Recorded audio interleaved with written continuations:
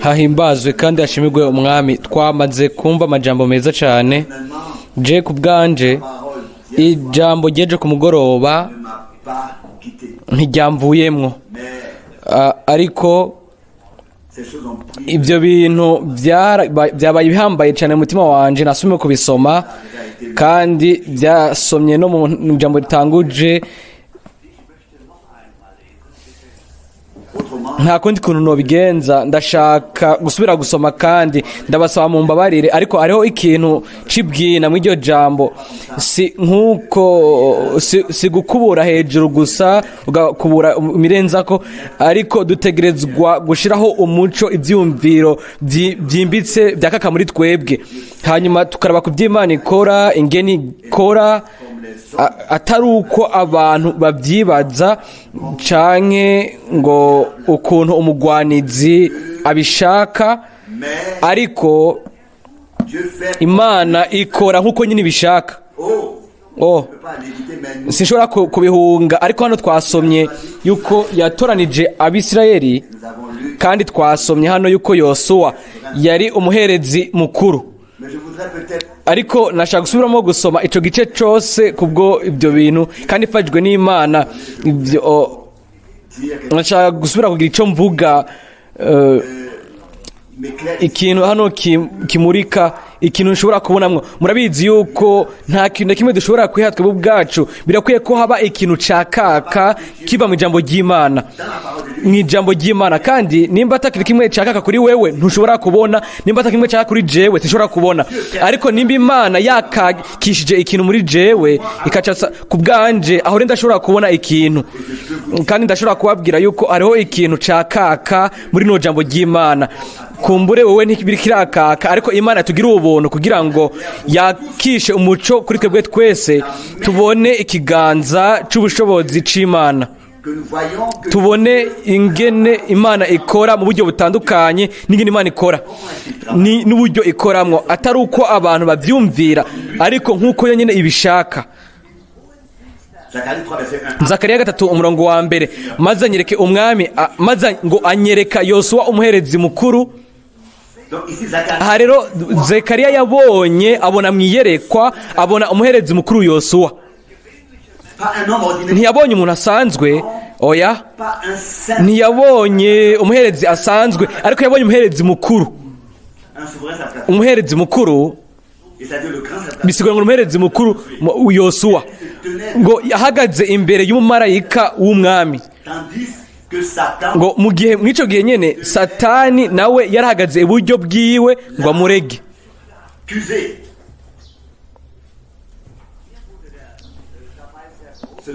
Ibi byabombetse umutima wanje. Ibi kubera iki mbega?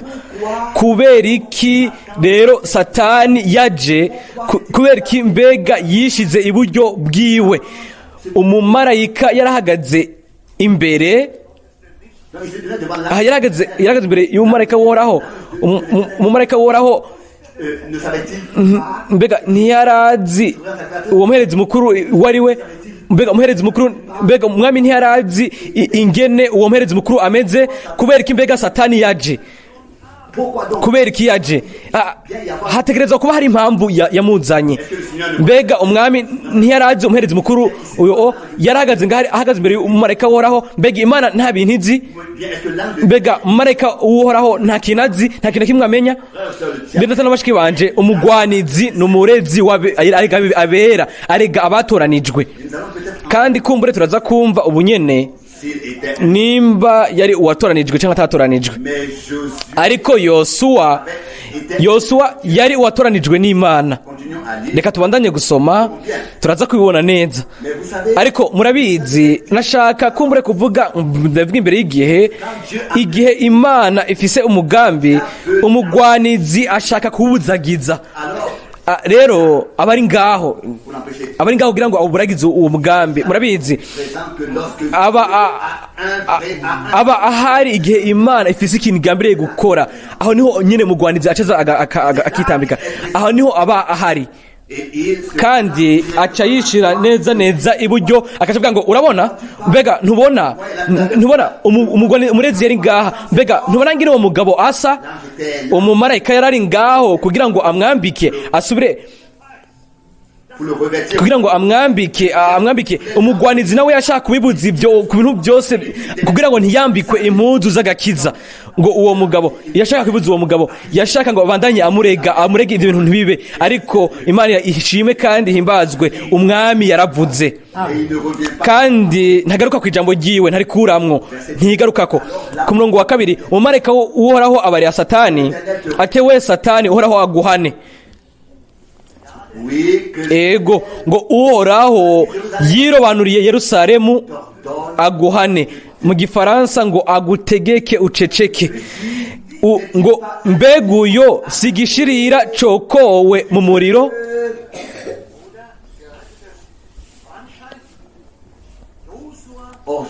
kandi Yosuwa yari yambaye impuzu z'ubuhoma ngo zanduye ahagaze imbere y'uwo mumarayika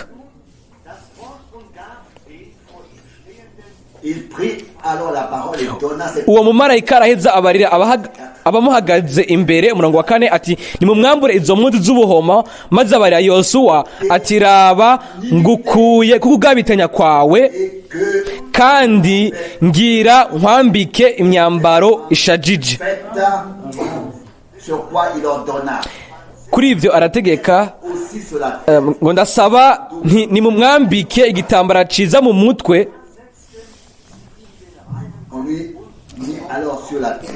nuko bamwambika igitambara ciza mu mutwe bamwambika n'imyambaro umumarayika woraho ahagazeho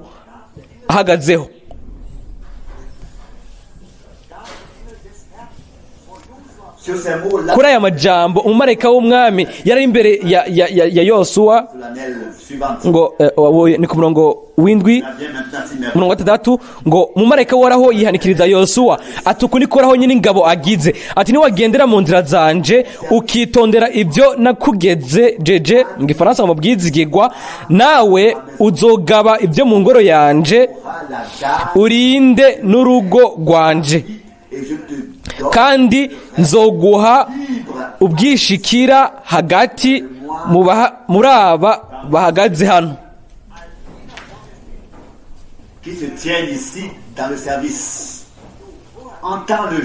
umve none yewe Yosuwa umuherezi mukuru murongo 8 umuherezi mukuru mwe n'abagenzi bawe bicara imbere yawe bicara imbere yawe ego kuko ari abantu bo kwerekana ibizoba ibireji nabonye bihambaye kuri jewe ngo muri abantu mufite icyo gisiguye kidasanzwe c'akarorero Bene Data n'abashiki banje sinshobora kubivuga n'amajambo sinshobora kubivuga ego n'amajambo ariko ibi bintu ntibyabaye giturumbuka ku ruhande rumwe impuzu z'ubuhoma ibigabitanyo nk'umuherezi mukuru ariko yatoranijwe n'Imana ku rundi ruhande hari ugukosorwa hari ugushirwa ku gikorwa mu gikorwa c'Imana kandi haca havugwa hano ku murongo w'8 nk'isezerano ngo umve none yewe Yosuwa umuherezi mukuru mwe n'abagenzi bawe bicara imbere yawe kuko abo ari abantu bo kwerekana ibizoba kuko ngo nibimenyetso bitangurira ngo kuko raba nzozana umushumba wanje shami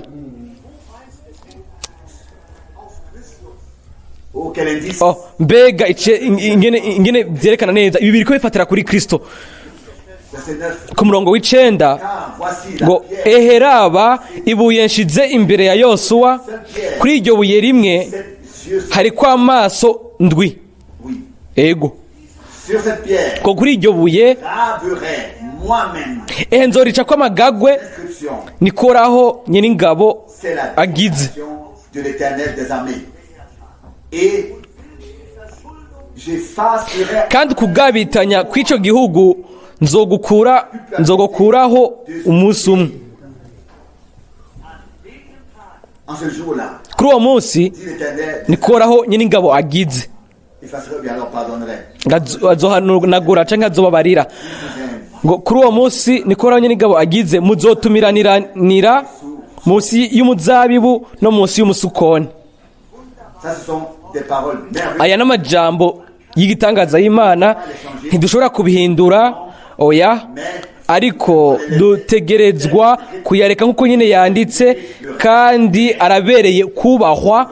turabibona mu isezerano rya kera, Et cela est ici, mais ce kandi ibyo biri hano, ariko ibi cari igitutu, des images. yari amashusho yerekana isezerano rishasha, kandi iminsi yose turabibona.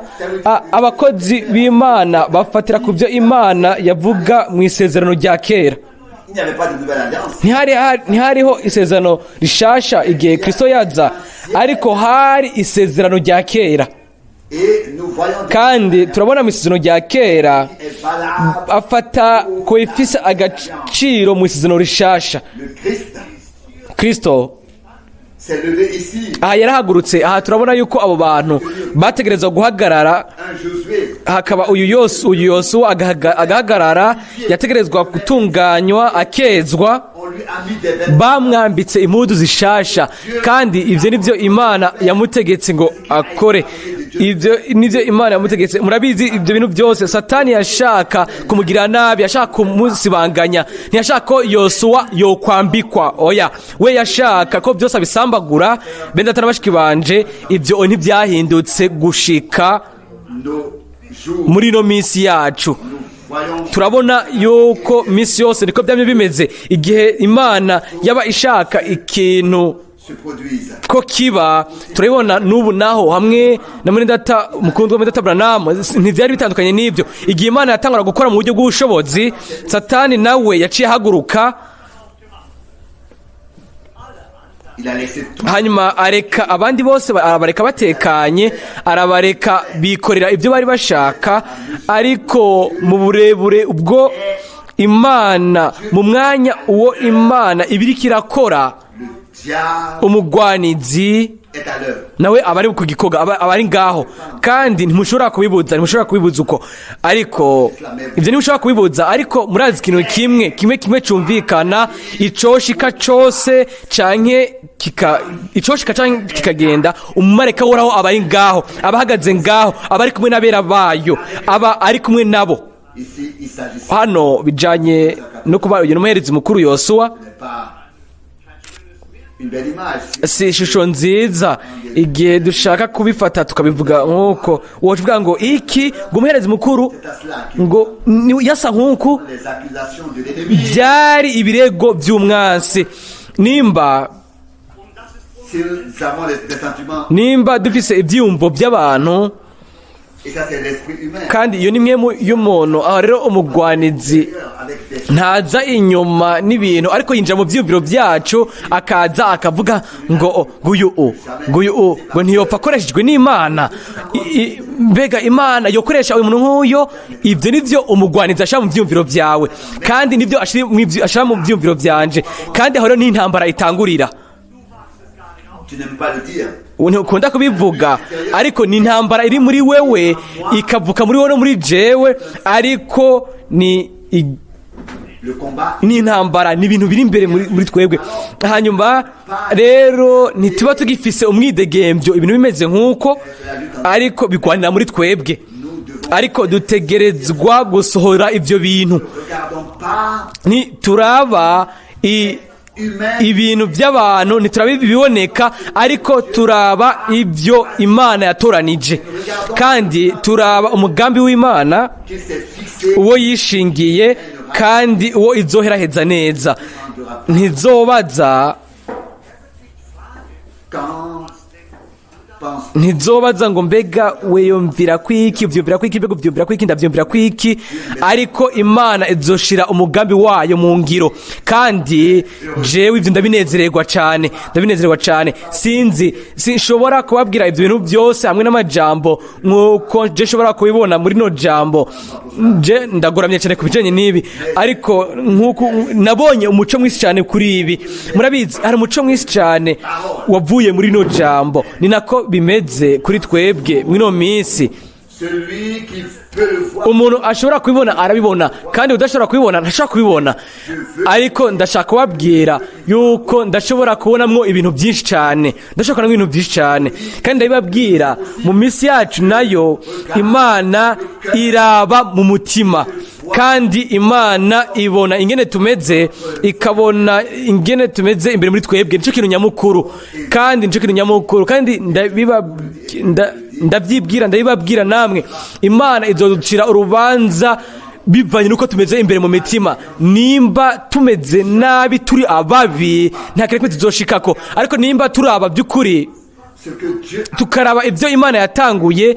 Kandi ndizera yuko twumvise amajambo y'ejo ku mugoroba, sinzi nimba umuntu nibaza ko Mwene Data Frank yabisomye, yuko twimatanya n'intango ku byo Imana yatanguranye nabyo, tukabifatana nabyo, tugafatanya n'ibyo, tukitondera ijambo, hanyuma tukagenda imbere. Ntidushobora kuraba umuntu. Ndababwira je ni mwandaba, muraza kubona amakosa menshi cyane, muraza kubona ibintu byinshi, amakosa menshi.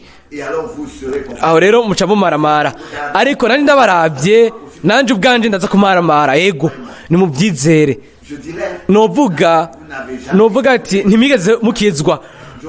Misi yose noguma mfise ikintu mvuga, umugwanizi acaza ubwo nyene akabagiriza mu vyumviro vyanje. Murabizi mu buryo bubandanya, agumaza akaza kuri mwebwe, agumanyagiriza mu vyumviro vyanyu, akaguma bandanya kuhagiriza.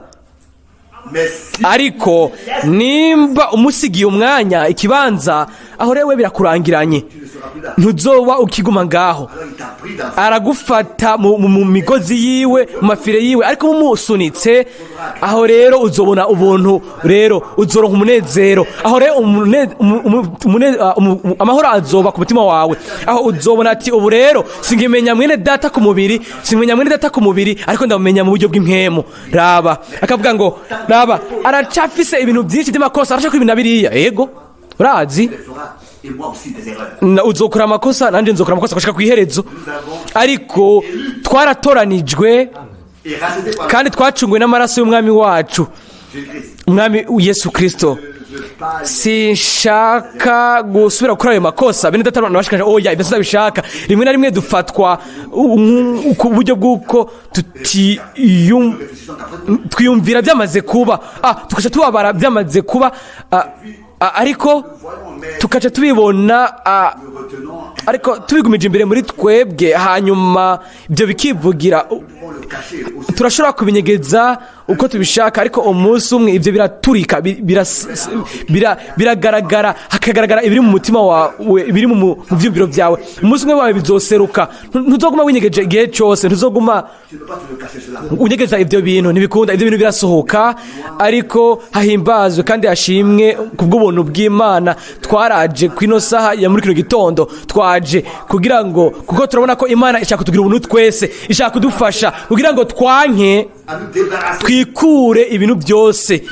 Kumbure abantu bararavye, baraba uwo Yosuwa mw'iyo minsi, kumbure barabona ibintu bimwe muri we.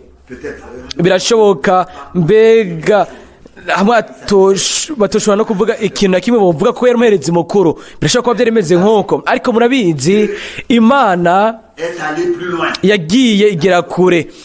Hari ikintu yatanguje gukora. Fata amajambo yayo ntiyaje giturumbuka. Abo bantu bategereza kuba bari ngaho, bategereza kuba bari mu mugambi w'Imana, bari bagenewe ibyo bintu nyene. Iyo twogenda kure tugashika mu byanditswe byera, hariho ibintu byinshi twashobora kuvuga ngo kubera iki Salomo, kubera ni gute mbega ni gute Imana yafashe umuntu ameze kuriya, hamwe n'abagore nka bariya bose.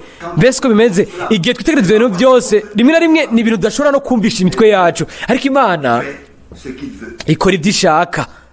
Dieu fait. Imana ikora ibyo ishaka, nta muntu n'umwe ashobora kuyibuza, nta muntu n'umwe ashobora kuyibwira ibyo itegerezwa gukora. Il a choisi. Yatoranije abatoranijwe nayo imbere ko isi iremwa, yarizi ingene bizogenda, yarizi ico bazoba, yarizi ibintu byose ku bantu bose. Atari uko ntiyo bari Imana, atari uko ntiyo bari Imana. Nashaka kuvuga ati twebwe nk'ababyeyi ba hano ku isi ntituzi ingene abana bacu bazomera, ntituzi ingene bazohinduka bamera, ariko murabizi Imana yo yarizi ingene twe tuzomera kandi yari ituzi. Murabizi uyu munsi iratuzi nk'uko nyine tumeze, ntidukeneye kwinyegeza, twese twambaye amenya imbere yayo, turi ngaho imbere yayo, ego ntidushobora kwinyegeza na gatonya, oya, ariko ibintu byose birayugurukiye, byose biri imbere yayo, jewe nawe, twebwe twese. Ariko hahimbazwe kandi hashimwe Imana yacu yuko turafise umunezero twishimikiza muri we, ko yaduhaye umuco muri kino gihe cy'umugoroba, ikaba yaradufashije kugira ngo tubandanye. Kandi iyo niyo sengesho ryanje, ngo tugende tugana imbere. Bene Data n'abashiki banje, sinashoboye kuvuga ibintu byose ibyo iri jambo ryabyaye muri jewe, nibirahambaye cyane, niby'ubushobozi, birahambaye, ni binini cyane. Kandi ndababwira ikintu kimwe, igihe niravye je giti canje, ndavuga ati Mwami, sinshobora guhagarara imbere yawe, sinshobora, ndi umugorwa bigoye, ndi mubi cyane, sinobishobora. Ariko murabizi, ku rundi ruhande ndabona ubuntu bw'Imana, ubwo narabuhawe, nkabona ibyo Umwami yakoze ku bwanje kuri jewe umugorwa, umuntu mubi, ndabibona. Kandi murabizi, buri muntu wese w'Imana, uriya muri Data Branham, umuntu ameze kuriya, yaherekejwe n'ibitangaza n'ibimenyetso bikomeye iby'Imana yavugiramwo mu bushobozi. Yashobora kuvuga ngo nakoze amakosa menshi cyane mu buzima bwanje. Ku rundi ruhande akavuga ngo nta kintu kimwe nigeze nkorera Imana. Ni gute uwo muntu w'Imana yavuze ibintu nk'ibyo? Imana yakoze byinshi biciye kuri we, ego, ariko we akavuga ngo nta kintu na kimwe. Ntihagaze ngaho, we yabonye ko ari akantu katasho kavuze, ariko amashimwe no guhimbazwa, murabizi, biteza kumera nk'uko akaba ari Umwami ahabwa amashimwe no guhimbazwa, byose birakwiye yuko bimera nk'uko kuri twese. Umuntu akagumana ikiguzi, ngo umuntu akagaba ahantu hambere, uwo n'Umwami wacu Yesu Kristo agabwa gushimbazwa. Birashika ko Mwene Data Frank araza kuvuga ikintu kanaka, nta nk'ekamwe mu w'Imana araza kumuvugisha, nk'uko twese tuza kuba twicaye hano twumva ijambo ry'Umwami. Turanezerwa cyane, turahimbazwa, turanezerwa cyane, turashima cyane yuko Imana yatukoranje nk'uko, ikadukunda mu buryo bw'igitangaza, ikadukorera nk'uko. Murabizi, rimwe na rimwe yaradukunze cyane, rimwe na rimwe ntidutahura, kandi kumbure ntituzigira dutahura neza mu ibyo bintu neza ngo tubyumve nk'uko bimeze. Ariko nashaka kuvuga yuko tworaramura amaso tukaraba Imana nzima, kandi turabizi yuko irazi imitima yacu. Izina ryiwe rihimbazwe kandi rishigwe hejuru, amen. Hahimbazwe kandi hashimigwe Umwami. Mbega twosaba kuvuga iki nyuma y'ibintu byose? Nyuma y'ibintu byose icyo twavuga gusa ni guhimbazwa Mana yacu, iyo ifise ibintu byose mu biganza byayo, kandi yari ibizi imbere y'igihe. Ni muri yo niho twashize icizigire cyacu, niwe byizigiro byacu, niwe byizigiro byacu, ni byose kuri twebwe. Ibyo niwe yabitanguje, kandi niwe azobiheraheza. Kumbure hoba byinshi byo kuvuga ku ijambo ryasomwe kandi rikavugwa ko, ariko ndiko ndiyumvira, nibaza yuko ibyo Mwene Data yiyumvira ne pas kumbure byiyumvira ko atavuze, ndiyumvira yuko mwe mu Imana aza kwibwira umuntu wese nimba atabivuze, nimba atamaze kubikora, kandi araza kubishura mu mwe wese muri twebwe, kandi araza kutumenyesha yuko Imana ipanga ibintu byose, yapanze ibintu byose biko bitegerezwa guca kuri yo, hanyuma servir à sa bigatuma bizanira ubwiza bwayo. Nyuma y'ibyo bintu byose umwami wacu ubwiwe, iyi inkuru yiwe yagarutse ku mutima lorsqu'il a été igihe baptisé yabatizwa muri Yorodani et établi dans la position de agashigwa mu gihagararo c'umuhungu, bisigura ngo ijuru ryarogurutse, ijwi rirumvikana ngo uyu ni umwana wanje nkunda, nimumwumvirize, canke ngo ndamuhimbarirwa. murabizi igice gikurikira, inyuma y'ibyo il a été conduit par yaciye arongorwa namwe mu Imana mu bugaragwa ngo ageragezweho n'umugwanizi. Turashobora gusoma iyo nkuru yose ingene yageragejwe muri Mateyo 4 ku murongo wa 4 ku murongo wa 11, twese turabizi. Ku iherezo hari uwo murongo ku murongo w'10 ngo Yesu aramwishura, Mateyo 4 umurongo w'10. Buno Yesu aramubwira ati mvako Satani, herera inyuma, ngo kuko byanditswe ngo uhoraho Imana yawe aba ariyo usenga kandi aba ariyo usaba yonyene. Maze umugwanizi aramureka, kandi abamarayika baraza baramukorera. Quand ce fut assez, ce fut assez. Igihe byari bihagije, byari bikwiye nyene. Umwami ntiyahagijwe no kuguma abwira umugwanizi, ariko yaramubwiye ngo va ngaho ugende ureke, hanyuma ngo aramureka. Raba rero abamarayika baraza baregera ngo baramukorera, baramwegera kugira ngo bamukorere. Uwo mugwanizi arava ngaho aramuheba. Nimba atakiregwe tubonye kidasanzwe cabaye ngaha muri kino gihe, turabizi basi yuko Imana ikora ibihambaye kuri bamwe. Ntidushobora kuyibwira ibyo itegerezwa gukora, mbere n'inzira y'inkuru y'agakiza n'ingene byabandanije ntibishobora kugenwa n'umuntu n'umwe. Iyo Imana yarabaje abahanuzi, bari kuza bafise ibyo bashikiriza byiza. Iyo Imana yaremereye umuntu ngo acagure inzira yiwe, uwo yari kuyoba inzira nziza, atakizibira, atabibazo, abantu bose bari kugendera ku ahantu hejuru cyane, ariko nta numwe yatora inzira yiwe, kandi nta muntu numwe yagiye ngo afate ingingo. Imana yarafata ingingo, Imana igatondeka ibintu.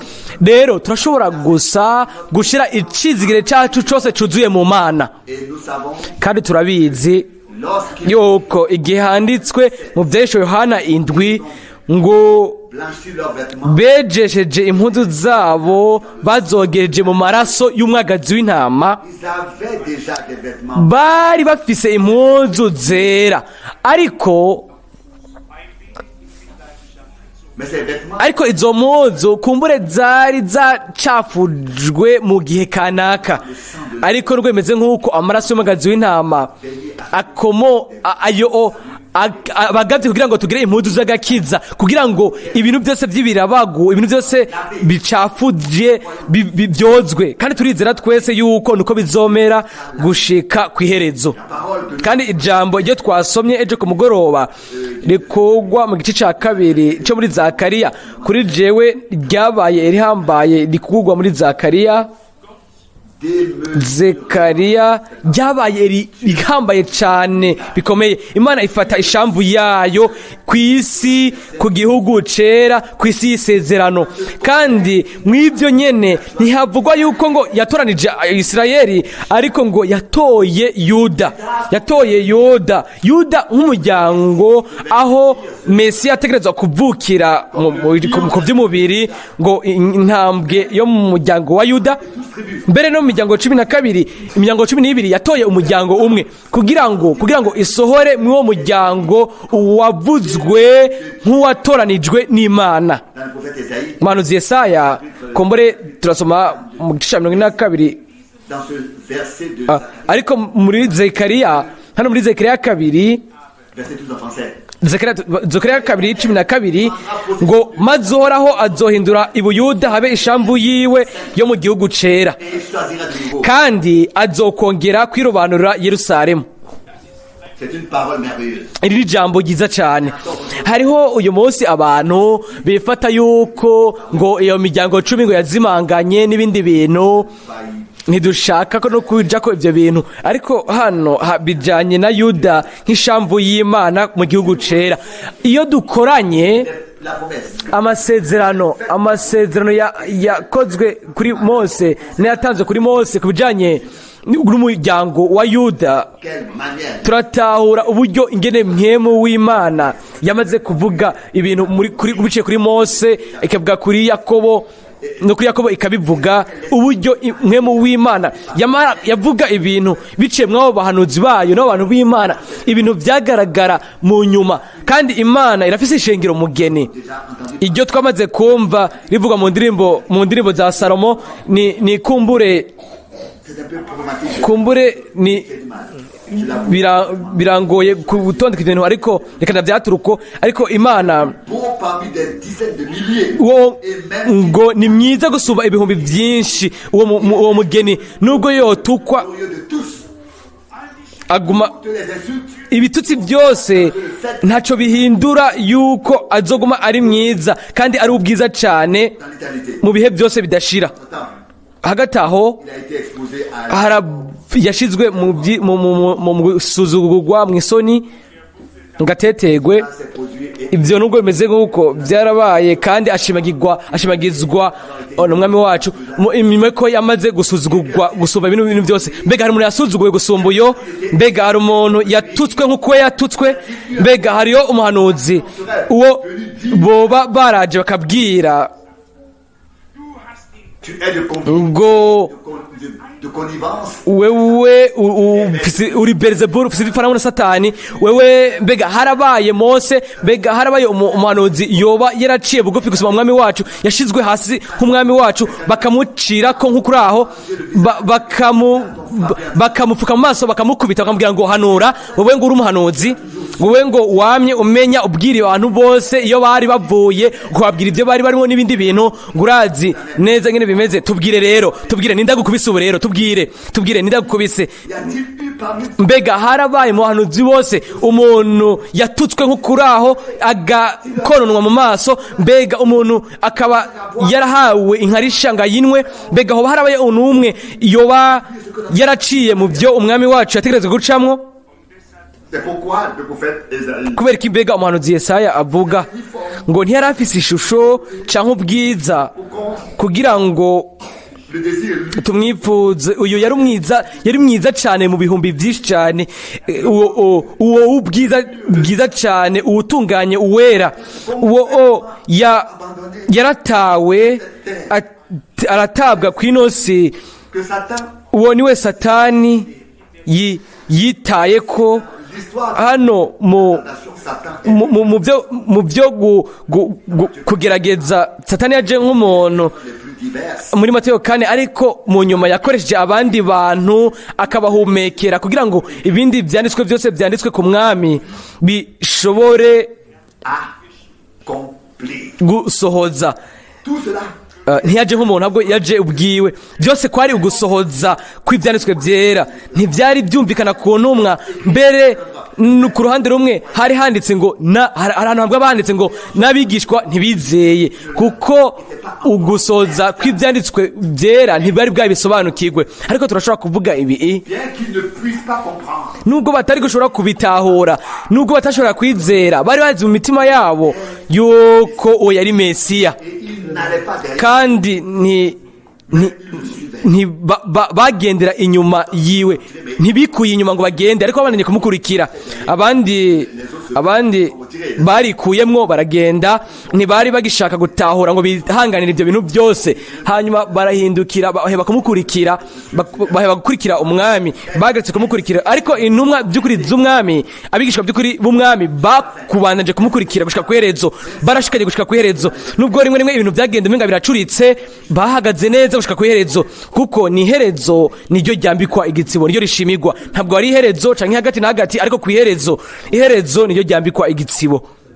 Il ne nous reste pas grand chose à faire. Nta bintu bikomeye dusigaje gukora muri uno mwanya, kandi ibyo kubwo amabande yose avuzwa canke na cyane mu myaka ya kera, ayo Mwene Data Frank uwo yaravuye mu muryango ugoye cyane, akava mu muryango w'imboregwa, abantu bakunda kunwa.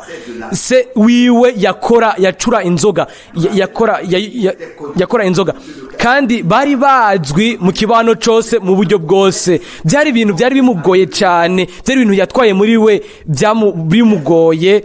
Nta muntu n'umwe yashaka kumuvugisha, bagenda bagaca ku rundi ruhande rw'ibarabara. Hanyuma Mwene Data Frank byaramubabaza cyane imbere muri we, kuko we yashaka kuba ari kumwe n'abantu, ariko nta n'umwe yashaka kuba ari kumwe nawe.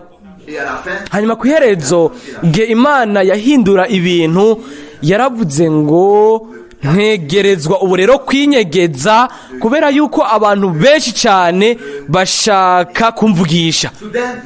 Ubwo nyene Imana yari yamaze guhindukiza ibintu uko byari bimeze, yari yamaze gushira mu mutima w'abantu, ibatahuza yuko uwo muntu uwo batari bashaka kubona, uwo batashaka kuvugisha hano ku isi,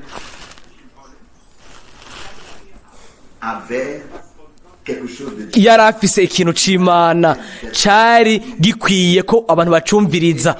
Kandi ni nako bimera kuri twebwe twese, kuri wewe no kuri jewe. Ntidufata ku byo abantu batubwira ngo muri abantu beza. Ikintu nyamukuru ni uko twogira icyo tuvuga kivuye ku Mana, abantu bakaza kubw'urukundo rw'Imana, atari kubw'urukundo rwacu, atari kubera ari twebwe. Ariko ndizera ko Mwene Data yavuze Salomo, murabizi Mwene Data Frank yavuze mu jambo kurindi ngo ya mpano nyene yakoze muri Salomo,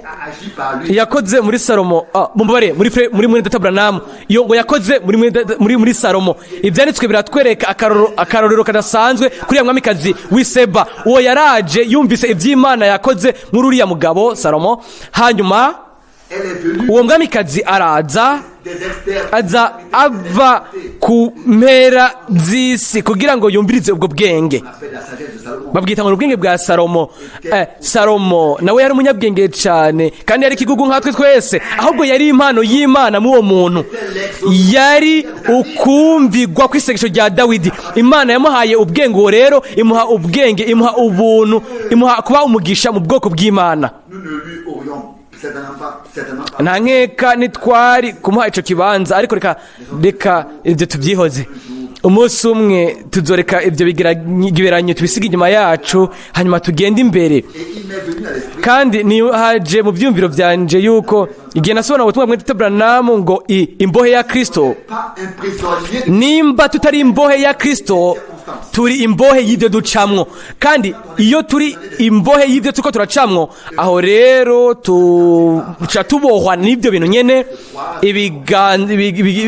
ibiganza tukabifunga. Narabonye igihe papa wanje yatwagwa n'igipolisi, yafatwa n'igipolisi, ibiganza byiwe bari babifatanije nk'uko nta kintu kimwe yakoze kibi, yari yafashije gusa umuntu umwe. Hanyuma uko gufasha uwo muntu, kubera ko uwo muntu yariko aronderwa n'igipolisi, hanyuma papa wanje akaba yaramufashije. Rero papa wanje nawe, data wanje nawe yaciye atwagwa n'igipolisi, kubera ko batari baronse uwo muntu. Uwo wundi nawe bari bashaka ntibari bamurose, murabibona. Hanyuma mu kimwe cy'ikibanza ciwe bafashe papa wanje. Hanyuma jewe nk'umuhungu nararavye, ntivyari ibintu numva meze neza, mbona papa wanje agenda, umwana abona papa ariko yagumye agororotse, yabandanje inzira yiwe adatinya. Yarabizi yuko atakintu na kimwe yagiriza, ariko yaracitse imbohe y'ibintu yaciyemwo. Uwo rero bamugumije bamubona, hanyuma bukeye bwaho baramuretse arataha aho yaba. Kandi nk'uko beje kubivuga, ngo kimwe turaba imbohe za Kristo by'ukuri cyane tukaba imbohe z'ibyo tuko turacamwo aho rero dutwagwa kumbure nta makosa ntacyo bivuze ariko Imana ikintu cyangwa duha uyu munsi ko tuba imbohe za Kristo igashobora kutuboha ikaba idufise ku gikorwa cyayo kandi nimba iturongoye mbere n'ahantu tudashaka kugenda izobana natwe nimba irongora nimba itwaye ibintu byose bimera neza mbere rimwe na rimwe duca no mu itanure ry'umuriro hanyuma tugasohoka ivyo nankeka hanyuma tugaca no mu kinogo kimwe intare tugasohoka nkuko Yesaya bivuga mu 43 haba mu bwino abari kumwe natwe nta kuri byogenda ico shika cose turizera gusa hanyuma haba ibiri hasi biri hejuru canke ibihari canke ibizoza canke ibiboneka canke ibitaboneka canke ubushobozi canke ububasha nta kintu na kimwe gishobora kudutandukanya n'urukundo rw'Imana rwagaragaye muri Yesu Kristo umwami wacu. Urukundo rw'Imana ntigwari mu majambo gusa rwagaragaye mu bikorwa kandi ico gikorwa c'Imana c'agakiza ico twaracemeye tucemera ku bwacu kandi ibyo rero twabyemeye mu kwizera kuzuye yatwambitse impuzu z'agakiza turashobora kugenda imbere tukajana n'Imana yacu dufise ukwizera kuzuye yego cyane ntidushobora gusemera cyane mu nduru y'umunezero iyo tutari aho dutegerezwa kuba mbese ko bimeze ariko twagakunze yuko ico gihe ni igihe cyo gucamo gusa haba uguhinduka kiba mu buryo bwihuse cyane murabizi ibihe byiza birashobora kuba igihe kirekire ariko ibihe bibi tuba dushaka kubibona byihuse bigahera ariko ibyo ni ibintu bisanzwe Imana rero izi ibintu byose turashobora kwigira icizere igihe cyose ibintu byose biri mu kiganza ciwe ibona ibintu byose mu bihe bidashira no mu bihe bidashira umwami wacu yategerejwe guca mu bigeragezo byose baradusomeye Getsemane turabona yuko yari intango hanyuma ku iherezo aho ibintu byari bibaye bibi cyane ntibihari hagati na hagati imbere yuko umwami atangura igihe yagira ahagarare ni kuvuga ngo ahagarike ubukozi bwiwe hanyuma ngo arihe ikiguzi hariya igorogota imbere y'ibyo nta saha nimwe ya Getsemane mu iyo myaka yose ntidusoma ibyo bintu byose hano mu gice cya 4 imirongo 11 ya mbere iravugwa yuko Satani yaje amwitako akagira kugeragezwa hanyuma akacandika ku iherezo ngo hanyuma umugwanizi amuvako aragenda hanyuma raba ngo abamarayika baraza baramwegera baramukorera aha rero niho ubukozi bwiwe bwatanguriye hanyuma agaca mu byo yategereza gukora mu myaka myinshi nta kintu kimwe dusoma umugwanizi yaragarutse arakora ibintu biriya oya ariko igihe yagera i Yerusalemu ku nzira ija i Karuvari ibintu byose byaciye biza mu buryo bushasha ntibyari ngaho mu mwanya umwe ariko byaciye biza ku iherezo hanyuma umwami mumbabarire yarazi ibizomushikira twe twaca tuvuga ngo sinarinzi ibica bishika ariko we yarazi ibi byari bigiye gushika rimwe twe ntitubizi ariko bigashika kugira ngo ibyanditswe bisohoze kandi mu gutangazwa hari havuzwe ngo azoshigwa ngaho kugira ngo benshi bagwe abandi babyuke mu Bisirayeli bamwe baramutahuye bahagarara neza abandi ntibashoboye kubihagarara imbere yaravuze gusa ati harahiriwe udatsitazwa canke utanshavurira canke ngo adatsitara canke ngo azimire bivana n'ubusobanuro ngo hahiriwe ushishikara mu ico gihe by'ukuri ikiri gihe kigoye kandi mu byizere pas le dire ici. ntidushaka kubivuga hano na cyane cyane hano imbere, ariko ijya mwemu nyene iyakorera mu isi yose irinjira no mu mashengero. Nimba tutagabye, On n'a pas entendu les choses dont on entend parler aujourd'hui. ntitwumvise ibintu twumva bivugwa ubu mu myaka ibihumbi byagiye, ariko Fin des temps. ni igihe cy'iherezo. Umugwanizi arabizi yuko n'agahe gato cyane ubu rero ariko arondera uwo arotsa, uwo ashobora gukorera uko. Ariko ikintu kimwe kidakekeranywa ko ni uko igihe gitegerezwa gushika aho azorekura, aho ibyo bizoba birangiye, aho umwami azoza avuga ati ceceka, Maintenant, c'est fini. ubu rero biraheze. Dieu est là. Imana iri ngaha, niyo itsindanishiriza, ninde azotsindisha. Abaroma 8. Ndababwira yuko twebwe tutarenganye ibyo bigeragezo mu kwizera, tuzobandanya kuzunguruka ahantu hamwe. Il faut que nous Birakwiye yuko dusohoka mwako kazingi, hanyuma tukagenda imbere tukaraba Imana. Umuntu Imana ishaka gukoresha ku bw'ibyo nahezagirwe kandi abere umugisha abandi, kuko ntibishoboka yuko twabandanya kuba tuzunguruka inzingu tukabandanya tukazunguruka no muri kazoza. Kuri jewe ndabizi neza cyane que j'accomplis. yuko ndiko nkora neza igikorwa canje muno mwanya biciye mu busobanuzi buba, kandi hamwe n'ibyo twokora ubu nyene. Kandi En ce lieu, si muri no kibanza gusa mu buryo bwo kuvuga ubutumwa bwiza, ahubwo ntegerezwa kwanza kwishira, d'abord me remettre ntegereza kubanza kwishira ibyo bintu byose byabaye. Ariko nimuhungabane, ijambo ry'Imana ribatanye mu mutima wanje. Ibintu Imana yavuze ni ibintu by'ukuri bizima, personne ne nta muntu n'umwe ashobora kubinkuramwo. Jewe nagize imyimenyerezo myinshi cyane hamwe n'Imana, ibintu byinshi cyane Imana yakoze mu isi yose, kugira ngo mbere na Satani canke umuntu ntagire ngo abe yobigwanya kuri jewe. Kandi ndabizi ko ubutumwa pas seulement devant tous les prophètes et apôtres, ntibuba ku ntumwa gusa n'abahanuzi gusa, ne tiendra pas.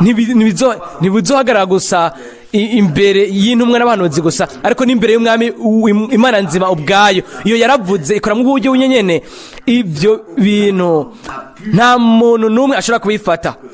Nka bene data Nous n'avons certainement pas pu nous approprier ntitwigeze twiha uguhishurirwa kw'ibyo bintu byose, ingene bitondetse neza ku bijyanye n'umugambi w'Imana. Imana bidahe ku bw'ubuntu.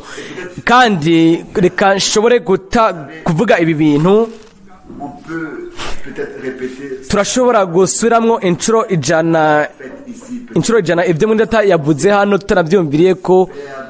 Turashobora kugira akantu gato, tukagira ikintu kinini cyane. Igihe hagira ibivugwa hano nticyari ikintu gihambaye cyane, ariko cyagizwe ikintu gihambaye n'ibyagikurikiye.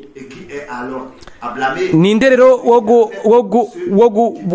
kubyagiriza? Mbega ni umuntu yabivuze cyangwa n'umuntu afatira ku byavuze kugira ngo avuge ngo uwo mwene data ngo ntashobora kuba yarashyizweho n'Imana, ngo bitari uko ntishobora kuba yavuze ibyo bintu? Ndabikubwira, niba wagira ubuntu n'Imana woceceka, kandi ntiwogiye gufata ibyavuzwe ngo ubigire kibi cyane ukabikoresha mu bantu benshi. Murabizi kenshi tubona amakosa y'umuntu, hanyuma ntitunabone yuko turiko twongeza ko 99 kugwiza ku makosa y'uwundi, hanyuma tukaca tukigira ikintu gikomeye kandi kari akantu gatonye.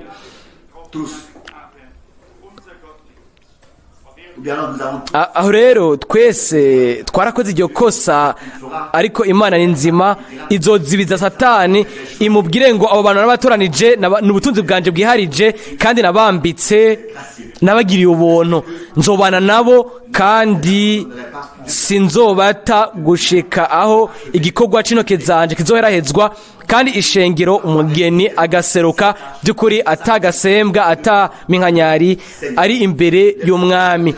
Reka duhabwe ubwenge, reka tureke umwami aduhe ubwenge bwiwe, aduhe n'ubuntu bwiwe mu bintu byose. Hariho ijambo rya kera ahavugwa kumbure byanditswe muri Amosi ngo umunyabwenge muri kino gihe araceceka.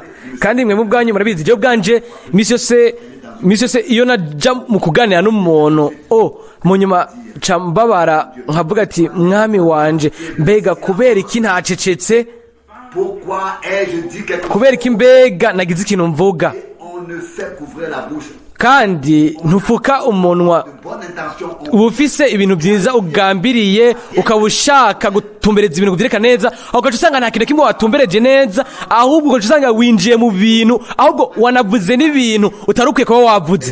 ariko Imana nta nk'iki izotugira ubuntu, birakwiye gusa ko tuza gusa nk'uko ariyo ijambo rivugwa yuko ngo ni byiza kugirirwa nabi ako wovugira icyo uvuga ukicecekera. nabivuze kenshi, igihe cyose tuvuga Imana iranuma, igihe ducecetse Imana nayo iravuga.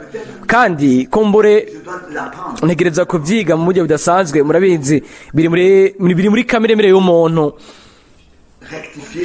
ushaka gukosora ibintu bibi, iyo utanguye gukosora ibintu bimwe, hariyo ibintu bibi bica biza hamwe uvuga ati mana yanje kubera iki mbega nuguruye umunwa ubuhoho.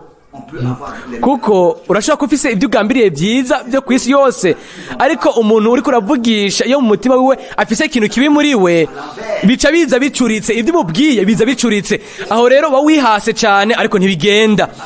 nubwo buri jambo ryose ryo dusomye, nimba hariho ikintu kiri mu mutima wanjye cyangwa mu mutima wawe, uca wiyumvira ngo wavuze ibyo ngo kubera biriya bindi, uwundi akavuga ngo ntubona wasomye iri jambo ngo kubera ibi ngo kubera na biriya, yego wavuze kubera biri na biriya. kandi aho rero kurobanura tukaja twima umugisha. ntidusoma ijambo ry'Imana gusa kubera yuko turisoma, ariko ni kubera yuko riba rifatiye mu buryo bwose mu bintu bitandukanye ducamwo. kandi tuba tubuze ubwenge iyo dusomye ijambo ridashobora kuba ubufasha ku wundi. ni kubera ko Imana mbega iduha amajambo, kumbure avuga ikintu canke akavuga ibyo kugira ngo aduhe umuco, iduhe kubonesherezwa. ntidushobora, nimba hari nk'indwara ntidushobora kuvuga ibihe. nimba hari indwara tuvuga gukira indwara, ni kugira ijambo iry'Imana yatanze kubw'ivyo bintu. nimba Imana ishaka guca ku ruhande rw'ivyo bintu, aho rero ntidukeneye kuza hano ngo twugure Bibiliya.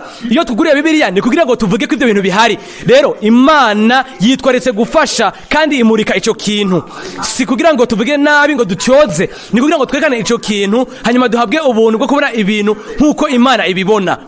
hanyuma nico gituma birimwe birashika ugasanga hari sindabivuze kugira ngo nitsindanishirije, ndabivuze mu buryo bwumvikana. jewe sinshaka gutsindanishirizwa n'abantu, ndazi ko Imana yatsindanishirije, kandi sindabivuga kubw'amanyama, ariko ndabivuga mu kwizera kuzuye mukora Imana yanje. jewe siniteze ko umuntu avuga urubanza rwiwe. umuntu wese ategerezwa kubona urubanza Imana izomucira kuri uyu munsi. twe twizeye ko gusa turizera gusa yuko twebwe ntituzomwumva avuga ngo tuzomwumva avuga ngo nimuze mwebwe abahawe umugisha muze mu bwami bw'Imana. nicyo cyifuzo cyacu twese. nimba dushimiye umwami wacu, Bene Data ntimushavurire, ariko ntegereza gushimika kw'icyo kintu. amasengesho yacu nabe magufi, ariko avuge icyumviro nyene, hanyuma mukavuge amen, hanyuma ukurikira